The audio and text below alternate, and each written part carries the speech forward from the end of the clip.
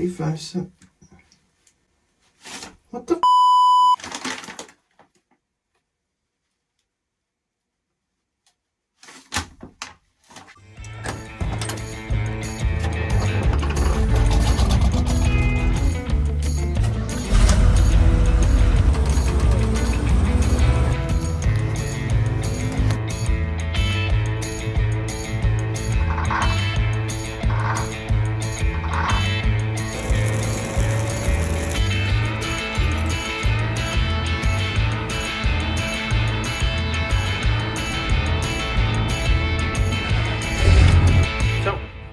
On we go.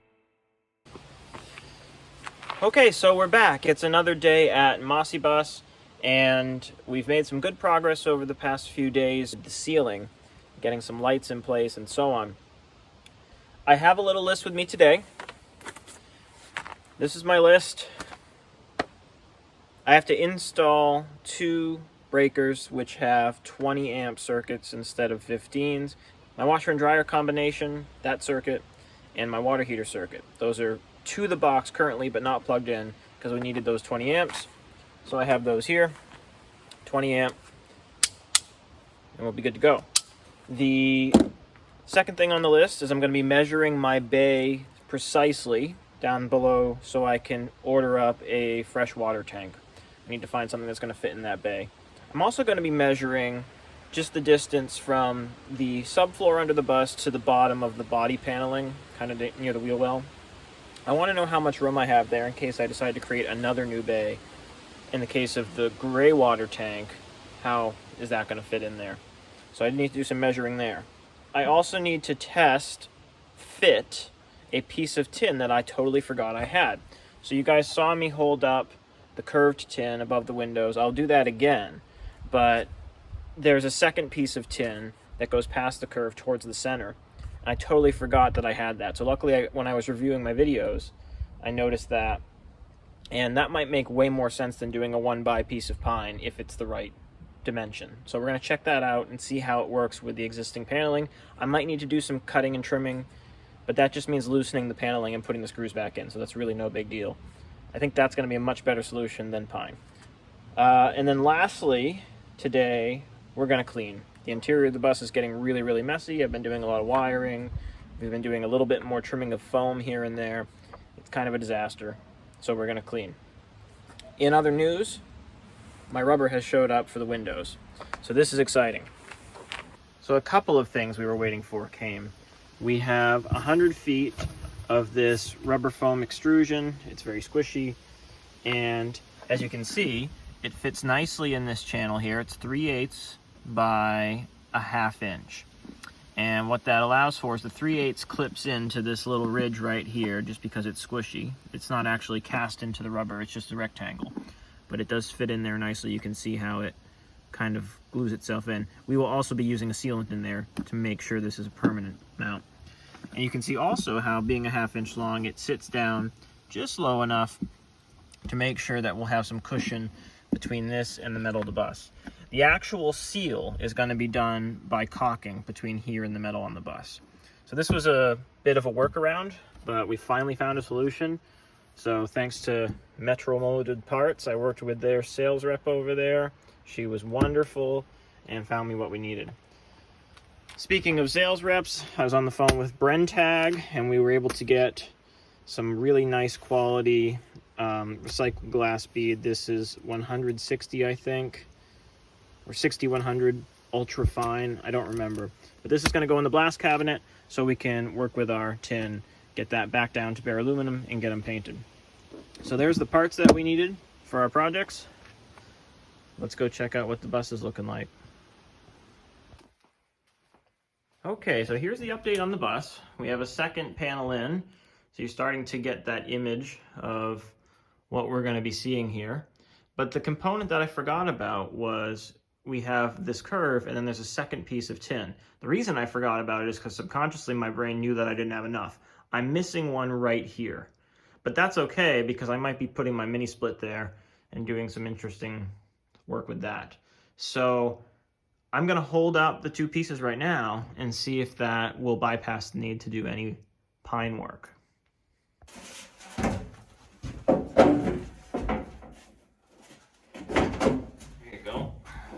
think that's going to be about where it's at, which means we only need like a 2-inch transition strip there. That'd look good. Okay. It's a good thing I remembered I had these. Okay, so that was great news, because realizing that I had that means no giant piece of pine, just a small little transition right here. So that's going to be awesome. The only thing that's a bit of a bummer, if you remember me taking those down, the way these two panels clip together, there's a big, and it's like a cast metal, white metal. I'm not really sure what it's called. It's incredibly heavy. That's what holds the two pieces together. I really didn't want to put that back in, but it looks like if we're putting it back with the stock components, we might as well use all of them. We know it held together, hopefully it won't rattle, and so on and so forth, versus me trying to find a way to mount it. So I didn't want to put that back because it was just a nightmare to get out. I'm sure it's going to be a nightmare to put back in, but we'll do it anyway. So the next step with the tin is to sandblast these, because they need to be all the way back down to aluminum, because the paint is in pretty poor condition. It's peeling past the primer, so sanding them's not good enough. They need to be all the way down to bare metal so we can actually get the new paint to stick. And like I said, it's really messy in here right now, so I'm going to spend some time cleaning, try and make some sense of where my tools are and stuff. I have all this plumbing and hardware and stuff just lying around from when we did the hot water heater install. I have right now just this cheater wire to get my lights hooked up. You saw that in the last video. So I'm going to wire all this correctly and put those new circuit breakers in that I showed you out in the back of the car. So time to just do some cleaning, and we'll be back after that.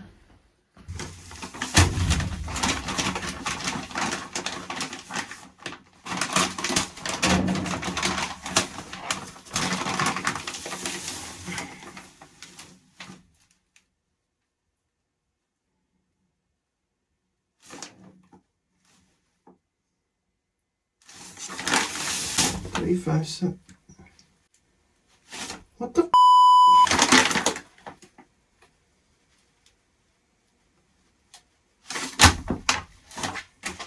Well, we just had a little setback. That is not 160 glass bead. Rolled over the bag, 3570 silicate.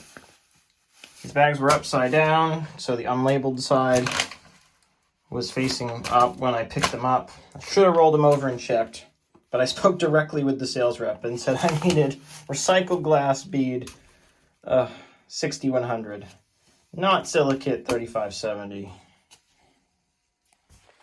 Okay, so that was 4 days ago, and we've since spoken to the sales rep again and asked for recycled glass grit. They don't have 6100, even though he said he did. They said they had 4070, so we asked for that, which is still considered a fine grade. Well, we got glass grit. We didn't get 4070. 2030. That is the coarsest one they make. These guys just can't get it right, and it's pathetic. Absolutely pathetic. I've never experienced such ineptitude from a sales rep and a company as a whole, because now we've not even spoken to the same sales rep. We've spoken to 3 different people since he went on vacation, and they still did it wrong. It's ridiculous. It's not Belmar. It's another company locally that sells their products, but really frustrating. However, we're going to try the 2030 and see if it doesn't destroy the aluminum. And if it works, then we can move forward. I've put in a request to get the 4070, and it still hasn't arrived. Maybe it'll come in today, I don't know. But we're going to try this right now.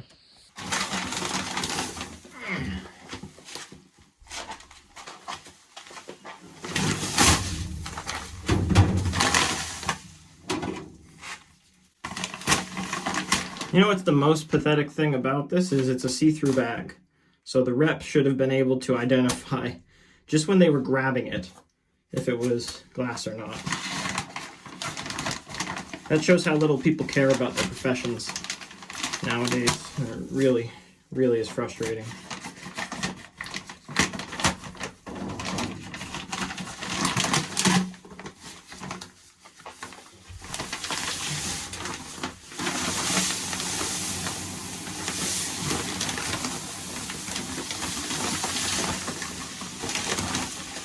It's unfortunate, as I can tell already, it's a very dusty product.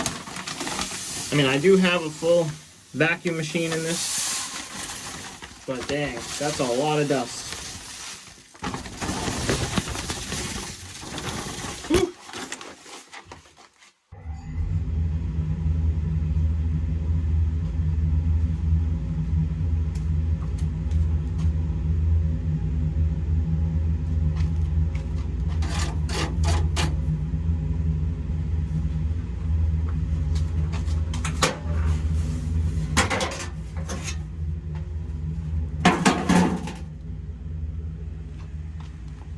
Okay, let's give it a shot.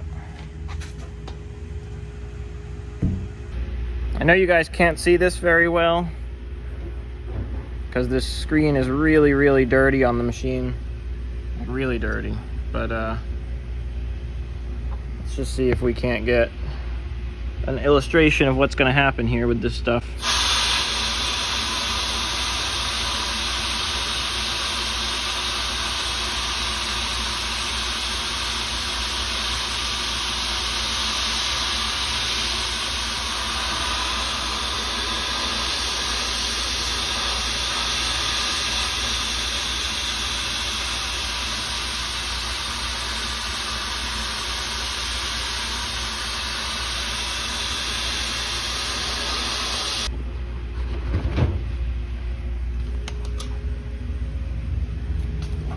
Okay, well, we did our little test rectangle, and like I suspected, way, way, way too coarse. It's really beaten up the aluminum. You can see the reason it's so shiny is different depths of dents and the way they angle into aluminum create different reflections of light, and it's just, it feels awful. It feels like, I don't know, almost 80 grit sandpaper, 60, maybe 100 grit sandpaper would be fair. But that's not gonna work, because painting over that, you're gonna see all this texture come through. It's just too rough. You can see how massive pieces of grit are. So that's not going to work. We need to get the fine stuff. It was worth a test, but that is not gonna work for us at all. So with the media not working, I'm going to move on to a much less exciting task, and that's final prep of the windows for reinstallation. I need to remove some broken brass studs here and there. Some of them I'm not going to be able to get to, and we're just going to have to relocate where they screw into the bus. But some of them, the stud is so long, I gotta at least try it for good conscience, knowing that I won't have to drill a new hole in the bus. So what I'm talking about are these. You can see the brass screws broke off when we were removing the windows, but there's a good bit there that I can bite onto. So I'm gonna, now that these are accessible, they weren't when they were in the bus, I can put some penetrating oil on there and try and get those out with some extractors or maybe a pair of vice grips. These are the holes in question, and you can see this is not an uncommon issue with these buses because holes have been re-drilled before. So it's not the end of the world. This one was way over here for some reason. That one's been filled in for a long time. It's not the end of the world if I have to re-drill the holes. Looks like it was a pretty normal thing when they replaced window gaskets in these. But I think just for my sanity, I gotta try and pull those out of there and hopefully put them back in the same spots. But you can see like this one has a hole right here, which was probably the original hole, which they did get out, and then they broke it in the process and just created a new hole perhaps. I'm not sure, but that's those. See, this one threaded out no problem. This one broke off on the same window. The top is a slightly different story. It's held in with 3 small screws, if you all remember. And you can see here, quite a few of those came out and quite a few of them broke. These, there is not enough stud in most situations for me to use an easy out, or for me to use an extractor. And you know, some windows all 3 came out, some windows all 3 broke. But I think in the majority of these, we're just gonna leave the broken one alone and put the 2 in, and that'll be enough of a sealant. We're gonna be using caulking. We're not relying on this old rubber fiber anymore. Some places it's completely missing, but we're just gonna put a bead of caulking there and smush the window in. This is a situation though where the fiber is missing, both screws are broken, so we will be putting a self-tapper in right here to make sure that window seals up nicely. So anyway, that's the update. The cabinets are coming today, for sure, 100%. I have a pallet set up, big long pallet over there to hold my cabinets until I get these ceiling panels in, because I am not going to be covering my brand new expensive and painted cabinets in dust and nonsense. So the windows need to be reinstalled and the ceiling needs to be up. So it's really too bad we couldn't get to sandblasting these today. I'm getting pretty disgusted with that supplier. It's the only local one I'm finding where I am in New Hampshire. But it is what it is. On we go. So there's a window sitting there, almost installed. I've tested all my rubbers. We do have working rubbers. So let's get started on some disassembly here. I'm not going to film that. It's going to be really, really boring, even on time lapse. Each one's going to take me a while. So next time you see me, I'll have a little collection of brass broken screws. On we go. All right, I've been chugging away for about an hour on these windows. This pile here is a maybe pile. Between easy outs and extractor sockets, I may be able to get some of these. So those are soaking in PB Blaster right now. And the ones that were successful, that big stack right there. And the one that's like a probably absolutely not gonna have to be new is that one there. It has 2 broken in it, and they're flush on both sides. Some of these I have a bunch sticking through right here. And I might be able to put like a needle nose vice grips in there and spin it from that side as well. So there's still hope for all of these. That one over there's no hope. And I told you I'd have a small handful of these. So we got brass little screw bits these are the ones that came out. So anyway, I'm gonna run and get my extractor set and a needle nose vice grips, because the one that I have here truly is junk. And we'll keep going. So on we go. All right, so I threaded a little self-tapper through it. And there's still some brass in place, but overall, if I can get that to focus, you can see how it's split. That's the end of the brass screw. Pick that off of there. If I can hold this sort of steady. Yeah, see, it split it. I'm calling that one done. It's still brass lined, but that's okay. It fits an 832 and it threads in there nice and tight. So I'm gonna call it good enough. The last 2 are done. Next steps, this glass needs to be replaced. That glass needs to be replaced. And that glass, that one's already disassembled. All the glasses right here needs to be replaced. So I think that'll wrap it up for this video. It's been a good long day. We've had to do multiple versions of getting these brass screws out, but we did it. So all the windows are basically prepped to go back in, except for these 3 that need new glass.